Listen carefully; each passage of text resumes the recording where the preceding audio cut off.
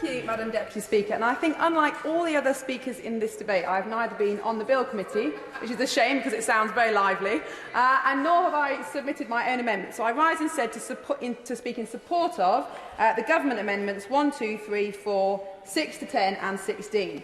Now, I'm absolutely delighted that this Higher Education Freedom of Speech Bill has been carried over from the last Parliament. And I think we've heard today that over the last few years there's been a growing and concerning trend to stifle free speech on UK university campuses. Since just this bill was published last year, we've seen the attempt to shut down and harass the Israeli ambassador at Cambridge University, the vicious and, as we've heard, ultimately successful campaign to remove Professor Kathleen Stock from her post at Sussex, and just last month, the efforts of an angry mob to silence the Secretary of State for Education at Warwick University. No wonder my right honourable friend has prioritised the return of this bill. And for it, I certainly will. And the Honourable Lady, thank you for giving way as well, and for the stance that she's taken in this House and every role of her life as well. The Honourable Lady will probably be aware of a 15,000+ petition organised by the Society for the Protection of Unborn Child. They support this bill because it gives them the freedom they don't have. And indeed, the Honourable Lady will be aware of pro-life students to be given a voice. Pro-life students are often the recipients of that discrimination. So does the Honourable Member agree that the freedom of speech must be upheld for all students, and especially for those who take the pro-life position and stance? I thank the honourable gentleman for his intervention, and I absolutely agree. The belief that human life starts at conception is a scientifically valid belief, one that I hold myself, and of course students and staff should absolutely be protected in reflecting that view. And he leads me on to my next point, which is that for every high-profile case that we've discussed in the House today, there are many more that never make the headlines, because underneath these incidents lies a culture where students and academics alike are becoming afraid to discuss and share their views. And last October, the Universities and Colleges Union published a report that showed that 35% of UK academics had undertaken self-censorship for fear of negative repercussions, such as the loss of privileges or demotion, or even physical harm. And the report authors comment that self-censorship at this level appears to make a mockery of any pretence by universities of being paragons of free speech in the pursuit of knowledge and academic freedom.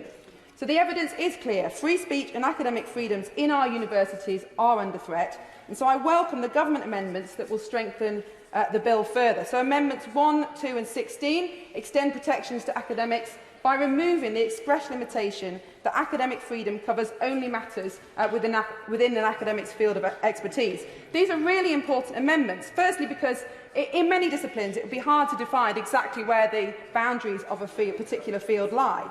And secondly, because it's right to recognise that research and ideas don't exist in silos. There are obvious crossovers, for example, between science and ethics, politics and economics, philosophy and history.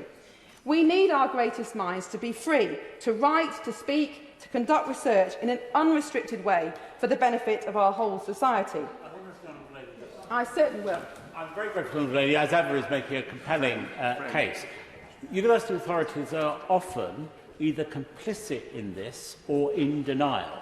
What this bill will do is to send a signal to them that it's simply not good enough to brush the attacks on freedom under the carpet. And I hope the Honourable Lady will press the Government to go still further, as I have done, in ensuring this bill has all the provisions that are needed to ensure that freedom is maintained. I thank my right honourable friend for his intervention, and he's right. This bill is a really important marker for universities who will be forced to recognise that these aren't specific, isolated issues, but there's actually a culture change that needs to be addressed across our whole country, and we are seeing it in other countries in the world, particularly America as well. So I support the amendments to remove the restriction on field of expertise, and I also support the Government amendments 3, 4 and 6 to 10, which will ensure that higher education providers can't require visiting speakers or hosting bodies to bear some or all of the costs of security. This will prevent no platforming by the back door, and as my right honourable friend the Minister has already said, if universities do have a physical safety and security issue on campus, then they should be addressing the roots of that urgently. Speaking of safety, which brings me on to Amendment 18 in the name of the honourable member for Warwick.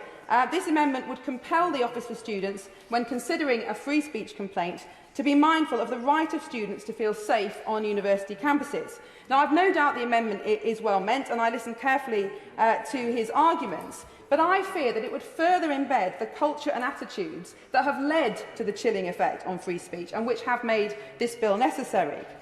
In this amendment, as on campus, we see the conflation of physical safety with intellectual and emotional comfort.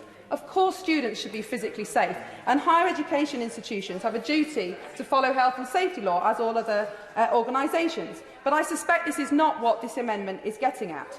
Universities should absolutely not be cultivating an atmosphere on campus where students believe they are, or should be, free from emotional and intellectual discomfort. Just as our bodies must go through training, challenge and discomfort in order to become physically fit, so our minds must experience challenge, discomfort and, yes, sometimes even offence in order to become stronger, more resilient and more wise. In the recent book, The Coddling of the American Mind, the authors describe this as anti-fragility, the idea that young people's brains must be exposed to challenges and stresses or they will fail to mature into strong and capable adults, able to engage productively with people and ideas that challenge their beliefs. Nowhere is it more important to understand the concept of anti-fragility than in our universities, where institutions are cultivating minds that will become the thought leaders of tomorrow. And since our universities act as an incubator for wider public culture, we will fail to uphold freedom of debate in this country if we fail to uphold it on campus. Freedom of speech is the bedrock of democracy. And as a recent New York Times editorial put it, ideas that go unchallenged by opposing views risk becoming weak and brittle rather than being strengthened by tough scrutiny. We saw the impact of this cancel culture in political and social debate during COVID, when damaging, unevidenced, ineffective and wasteful policies went unchallenged. If we value the kind of rigorous debate that upholds democracy and ensures the best policies are produced, then we must not allow this concept creep of the term safety on campus. Now, despite levelling up, Brexit and enormous economic challenges, I think this is possibly one of the most important bills making its way through Parliament. Because our ability to unite and level up in this country is threatened by the culture on campus. Because the starkest division in British society, both in voting behaviour but also in social values, is the graduate-non-graduate divide. And the trend towards a homogenous worldview in our higher education institutions is exacerbating this division. Instead, we need our universities to be places where it is the norm for competing ideas to coexist and to be openly interrogated and challenged by evidence. I certainly will. I just want to challenge some of the idea that if people face that university students are all going to just be walking like lemmings into the light unless we do something about this. At my university, Jack Straw, who was then a Labour MP, the Right Honourable Jack Straw, was banned from my university union. I forget why, but he was the only person banned from my university union. And I walked through that door past the plaque banning him, and I'm a Labour MP now, so I think that they're probably going to cope with some of this. Well, I thank the Honourable Lady for her intervention, and may I just say, she gave a passionate speech, and I fully support the many things she's doing to uphold women's rights. But I think on that, this is needlessly being made a left-right issue. Of course, many of the incidences we've talked of today are about those on the right being cancelled. But it's much wider than that. There are incidences of and I'm very sorry to hear it, and she absolutely shouldn't be. But what I'm trying to say is that this is a much wider issue than these particular incidences that have made the headlines, and there are some deeper culture changes that need to take place, and that will take time. And actually, I think we need to do a lot in schools as well. So I very much support this bill. Hopefully, it can narrow the divide that we are seeing in society, and I very much support the government amendments. I believe it will do a lot to protect freedom of speech. Minister. Thank you, Madam Deputy Speaker. And with the leave of the House, I will speak on the non-government amendments. New Clause 1,